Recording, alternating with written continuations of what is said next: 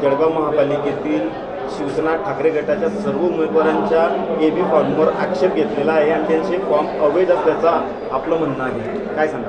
तर म्हणजे राज्य निवडणूक आयोग यांनी जे काही नियम निर्देशित केलेले आहेत या नियमामध्ये म्हणजे परिच्छेद क्रमांक 11(1) मुद्दा क्रमांक 11 तसेच जोडपत्रक 2 मधील स्पष्ट तरतुदीनुसार राजकीय पक्षाने प्राधिकृत केलेली व्यक्ती जे कोण उमेदवार असेल त्या उमेदवारांचा जे एबी फॉर्म असतो ते एबी फॉर्मवरती जी सिग्नेचर असते ती सिग्नेचर ही ओरिजिनल असली पाहिजे, ती पेनने केलेली असली पाहिजे. मात्र या ठिकाणी एबी फॉर्म जे या ठिकाणी जोडलेले आहेत जे उमेदवार त्या उमेदवाराला जे एबी फॉर्म जोडलेले आहेत त्या एबी फॉर्मवरती कुठेतरी झेरॉक्स व्हॉट्सअप या अशा प्रिंट काढून ते सर्व जोडलेले आहेत. म्हणजे कुठल्याही प्रकारचे एबी फॉर्मला ओरिजिनल सही नाही जोडपत्रक 2ला. त्यामुळे संपूर्ण उमेदवारी अर्ज जे आहे ते अवैध आहे. त्यामुळे राज्य निवडणूक आयोगाच्या ज्या सूचना आहे नियमावली आहे त्याप्रमाणे संपूर्ण अवैध अर्ज आहेत ते रद्द करण्याची आम्ही मागणी केलेली आहे. आता आपण निवडणूक निर्णय अधिकाऱ्यांकडे आपला तक्रारी अर्ज दाखल केलेला आहे. हे आमचा निवडणूक अर्ज दाखल आहे. आता ज्यावेळेस आमच्या हरकतीचा मुद्दा त्या ठिकाणी उपस्थित होईल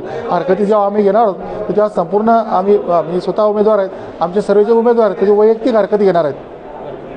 मग आयोगाचं काय म्हणणं की केव्हा त्याच्याबरोबर निर्णय घेणार आहे? नाही, आयोगाने जी काही नियमावली निवडणूक प्रक्रिया राबवत असताना आयोगाने जी नियमावली केलेली त्या 11(1) आणि हिच्यामध्ये ज्या नियम आहे त्या नियमांची अंमलबजावणी करा असं आम्ही म्हणतोय. हे नियम कोणी केलेले आहे? हे काही भारतीय जनता पार्टीने केले आहे का नियम? तर हे नियम जे आयोगाने केले आहेत आणि ही संपूर्ण परिस्थिती संपूर्ण महाराष्ट्रात आहे. त्यामुळे महाराष्ट्रातल्या आमच्या सर्व पदाधिकाऱ्यांना पण नेत्यांना पण सांगेल की ज्या या ठिकाणी असे प्रकार आहेत आमच्या लक्ष झालं जळगावमध्ये तुमच्याही कुठे त्याकडे लक्ष द्या आणि काही असेल तर त्या ठिकाणी पण हरकत घ्या.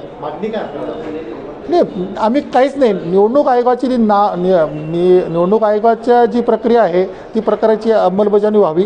निवडणूक आयोगाने नियमावलीचं या ठिकाणी अंमलबजावणी व्हावी त्याप्रमाणे त्यांचे अर्ज रद्द करण्यात यावे.